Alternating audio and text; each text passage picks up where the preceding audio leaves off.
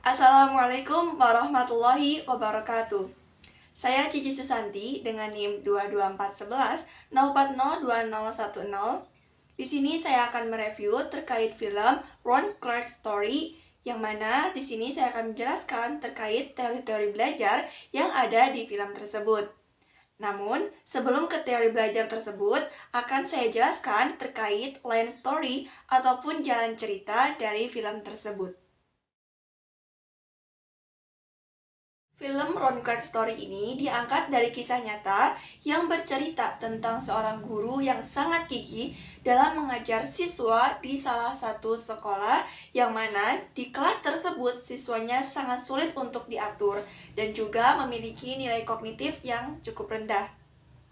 Berawal dari Tuan Clark yang awalnya adalah seorang guru di salah satu sekolah di California, di mana di sekolah tersebut Tuan Clark ini berhasil menjadi seorang guru yang membawa siswa-siswinya untuk mendapatkan gelar ataupun predikat sebagai siswa terbaik ataupun kelas unggulan. Sampai suatu ketika Tuan Clark ini memutuskan untuk pindah dari California ke New York. Sesampainya di New York, Tuan Clark pun berusaha untuk mencari sekolah-sekolah untuk ia mengajar. Awalnya ia sempat ditolak oleh beberapa sekolah, hingga saatnya ia tiba di salah satu sekolah, yaitu bernama Inner Harmon Elementary School. Akhirnya ia diterima di sekolah tersebut. Pada awalnya, Mr. Turner selaku kepala sekolah di Harmon Elementary School ini mengajak kepada Tuan Clark untuk mengajar di kelas unggulan. Tetapi ketika ia diajak untuk berkeliling sekolah tersebut, ia melihat salah satu kelas yang dimana kelas tersebut adalah kelas yang berisi anak-anak yang kurang dalam hal kepintaran dan juga berisi anak-anak yang nakal. Pada saat pertama kali masuk ke kelas tersebut, Tuan Clark ini sangat jelas melihat bagaimana kondisi anak-anak di kelas itu, di mana anak-anak ini sangat tidak kondusif. Bahkan kehadiran Tuan Clark ini pun seperti tidak dianggap oleh anak-anak di kelas tersebut.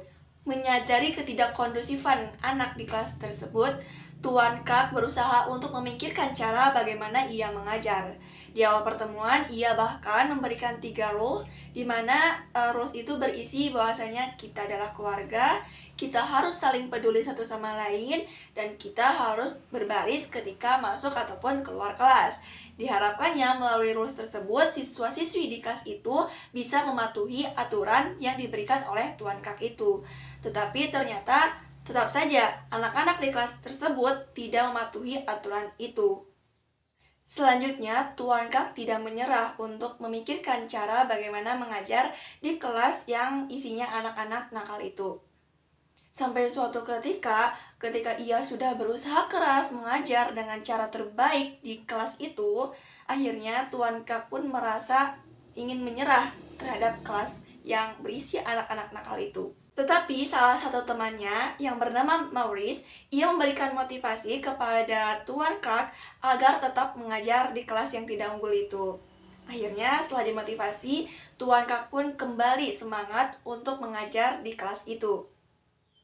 Setelah kejadian itu, Tuan Clark terus berusaha untuk mencari metode-metode belajar yang bisa sesuai dengan anak-anak di kelas yang tidak unggul itu.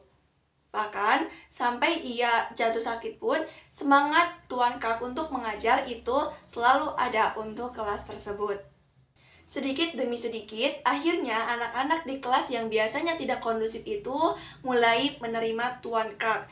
Mereka mulai menyesuaikan antara cara mengajarnya Tuan Clark dengan diri mereka. Karena tentunya Tuan Clark ini sudah sangat kreatif, sudah sangat berusaha memikirkan cara bagaimana menggunakan metode yang tepat untuk anak-anak itu. Hingga suatu ketika sudah saatnya untuk ujian nasional, anak-anak yang diajarkan oleh Tuan Clark ini akhirnya mendapatkan nilai yang unggul, bahkan mendapatkan predikat sebagai kelas terbaik yang mendapatkan nilai ujian tertinggi. Tuan Clark pun merasa bangga dengan anak-anaknya itu, karena ia berhasil menjadi seorang guru yang bisa mengajar dengan baik untuk anak-anak ataupun untuk murid-muridnya. Nah, dari film tersebut, kita bisa mempelajari beberapa teori belajar, terutama yang diterapkan oleh Tuan Krak ini. Teori yang pertama adalah teori humanistik. Seperti yang kita ketahui bahwasanya teori humanistik ini menekankan pentingnya memahami individu sebagai makhluk yang memiliki keinginan, motivasi, dan potensi untuk tumbuh dan berkembang. Dalam konteks pembelajaran, seorang guru yang ingin menerapkan teori humanistik ini adalah dengan bisa memberdayakan siswanya untuk bisa mengeksplor diri mereka, terutama dalam hal potensi yang mereka miliki. Selain itu, seorang guru juga harus bisa menunjukkan rasa empati kepada siswa-siswinya ketika akan menerapkan teori humanistik ini. Karena pada dasarnya teori humanistik ini adalah bagaimana seseorang itu bisa diberikan empati atas penghargaan atas dirinya sebagai individu yang memiliki potensi dan juga hak untuk dalam keinginan ataupun motivasi. Dalam film ini, Tuan Kak menunjukkan teori humanistik yang ia terapkan, yaitu melalui bagaimana ia mendatangi masing-masing rumah setiap siswa-siswinya, di mana tujuan ia melakukan hal tersebut adalah agar bisa memberikan motivasi kepada siswa-siswinya dengan juga bantuan dari orang tuanya. Jadi di sini yang diberikan motivasi untuk belajar bukan hanya siswanya langsung, tetapi juga dukungan dari para orang tua. Jadi di sini orang tua diikutsertakan perannya untuk mendukung pembelajaran si siswa-siswinya itu. Kemudian teori yang kedua yang ditunjukkan oleh Tuan Kak melalui film ini adalah teori belajar behavioristik. Nah, seperti yang kita ketahui bahwasanya teori behavioristik ini menekankan pentingnya pemberian stimulus kepada seseorang agar bisa memberikan respon perilaku yang diinginkan. Seorang guru yang ingin menerapkan teori behavioristik ini bisa dengan memberikan penguatan positif ataupun penguatan negatif kepada para siswa-siswinya untuk bisa menghasilkan perilaku yang diinginkan. Terutama di sini adalah perilaku positif.